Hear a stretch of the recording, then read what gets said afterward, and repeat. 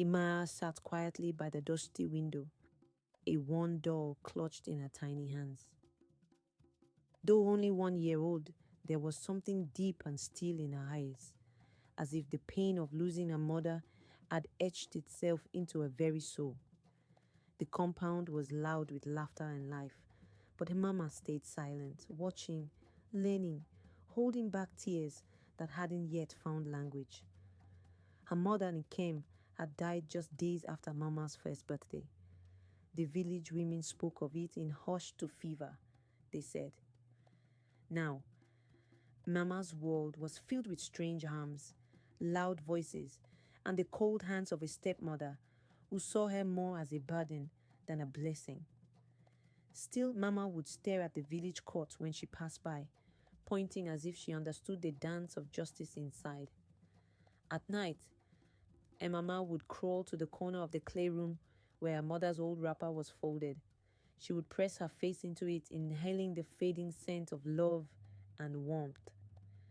That was the only part of her mother the world hadn't taken away. A stepmother, Ijeoma, had little patience for a child who did not speak much and cried too softly. "You think staring like that will bring your mother back?" she would snap, yanking Emma by the arm. But the mama just looked away, retreating inward, where her dreams whispered louder than the woman's voice. The dreams came often, pictures in her mind of black robes and tall bookshelves. She couldn't name them yet, but she saw herself standing before a judge, speaking for those who couldn't. It was a dream born of watching the village elders settle disputes beneath the Iroko tree, their words like thunder that shaped lives. As Mama learned to walk, she followed the old town clerk, Baba Emeka, who had a kind smile and always gave her broken chalk. She would squat in the dust beside his bench and draw shapes, lines, and circles, as if mapping out the life she hoped for. Baba Emeka noticed her quiet persistence. "This one will be something," he would mutter, shaking his head in wonder. Though she didn't speak much, Ama's eyes followed every motion, every scroll of paper he held. The village began to call her the little judge. But at home, the story was different. Ijoma grew tired of Emma's silent resistance and began to lock her in the back room during the day. "If you won't cry, then stay there and dream all you like," she hissed one morning.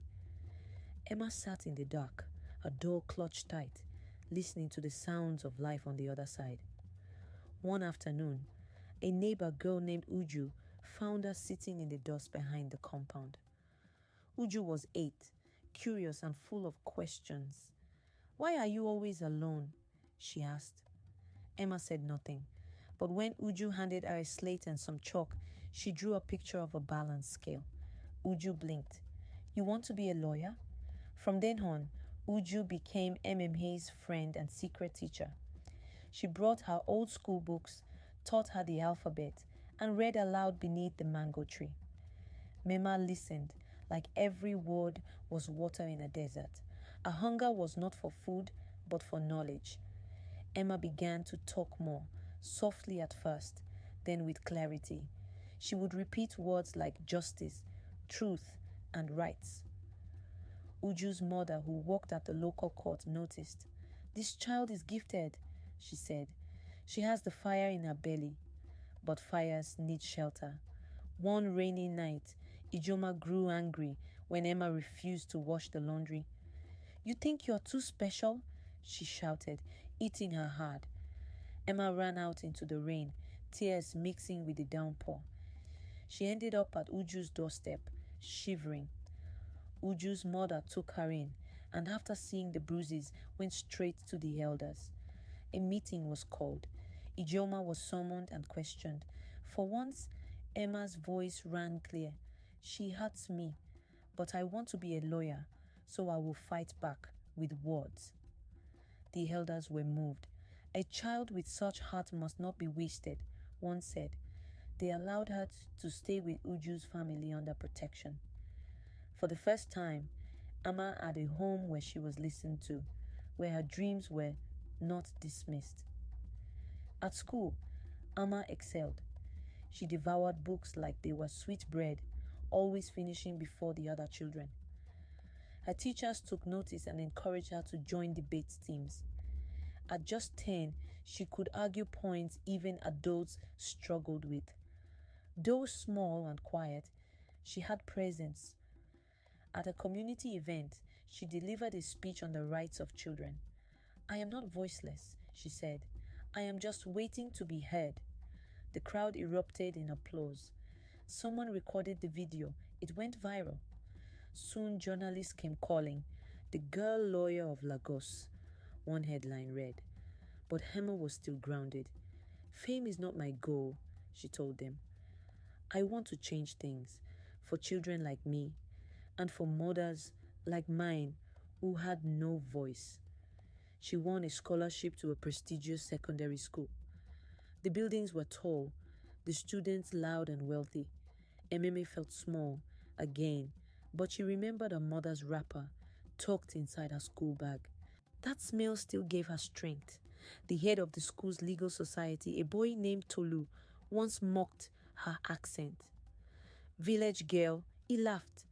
But when she beat him in a mock trial, his laughter stopped. "She speaks like fire," the judge said. "Let her burn the lies." Emma kept climbing. Essay contests, scholarships, summer programs abroad. But she never forgot back in Kogi, a dusty village, her mother's face, the darkness she came from. Every wind was rooted in her pain and watered by her will. Years passed, and she stood at her mother's grave, now a young woman in a lawyer's robe. She whispered, "I made it, Mama. Your little girl kept the promise." The wind blew softly through the trees like a blessing. In a courtroom in Lagos, Emama defended a child who had been beaten by a guardian. Her voice did not shake. Her eyes did not waver. "No child should grow up in silence," she said, "and no woman should die unheard." The court fell quiet, and outside, children waited with slates and chalk, drawing in the sand, just like she once did. When Mema stepped out, they ran to her. "We want to be like you," they said. She smiled. They never stopped speaking, never stopped dreaming. Amma was just one when her story began, but now she had become a light for others, a name whispered in homes, in schools, in broken places where hope dared to bloom. From dust, she had risen, not just a lawyer, but a voice for the forgotten,